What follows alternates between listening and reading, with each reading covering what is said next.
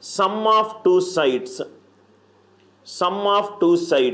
is always greater than the three side for the three sides to form a triangle. For the three sides to form a triangle, sum of two sides is greater than third side. Perimeter is given by 2s, which is nothing but a plus b plus c. Sum of two sides, if c is the largest side, a plus b is greater than c. Adding c on both the sides, a plus b plus c is greater than 2c. P is greater than 2c. 2c is less than p. C is less than p by 2. Extremely important point. The maximum integral value, please make a note, sir. The maximum integral value of the largest side, the maximum integral value of the largest side of any triangle, it is always less than half of the perimeter of the triangle. Very, very important, please make a note of it. The maximum integral value of the largest side of any triangle, it is less than half of the perimeter. Example, if P is 17, what is the maximum integral value of the largest side? Maximum integral value, Praveen, maximum integral value of the largest side, maximum integral value of the largest side, it is less than 8.5. So it should be less than half of 17.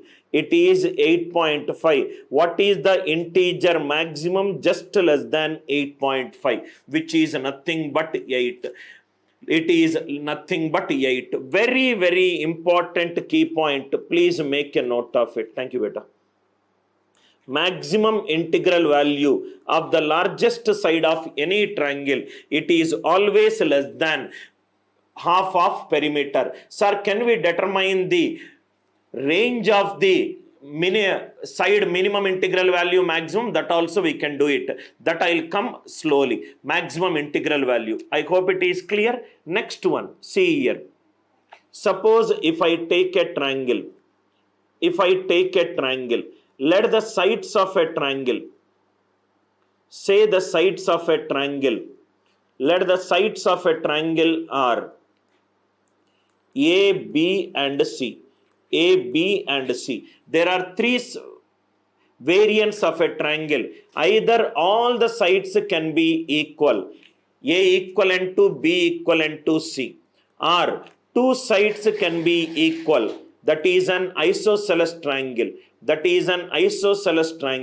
Write A equivalent to B equivalent to C equivalent to A. Or the smallest, all the three sides are unequal, which is A less than B less than C. These are all the variants that are possible.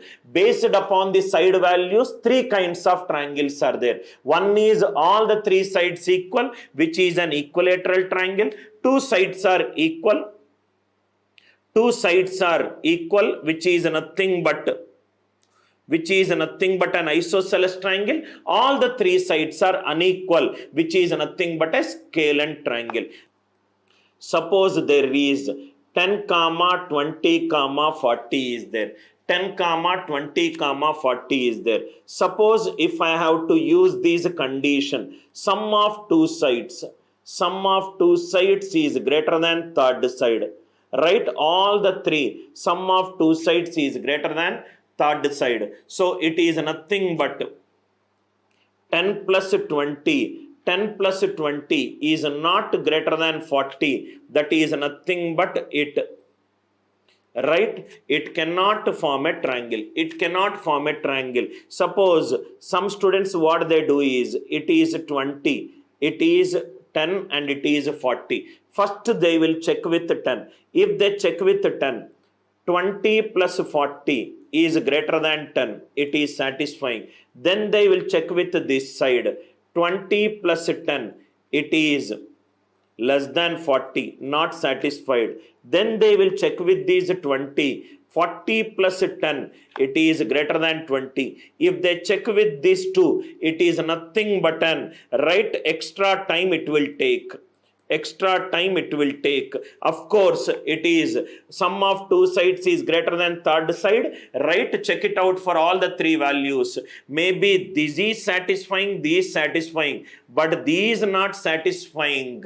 So there is no question of this forming a triangle, but unnecessarily extra time is required. Sum of two sides greater than third side. For one side we have to do, for the second side we have to do, for the third side we have to do, right? So it takes a little extra time. That means if there is any other condition which helps me to reduce this time complexity, then my problem becomes very easier. Directly you can say 10 comma 20. If this is 10, if this is 20, this would have been 30, but it is 40. If it is 30, at least it will form a straight line. It is not even forming a straight line. So of course it will, after straight line, it will take a slant height.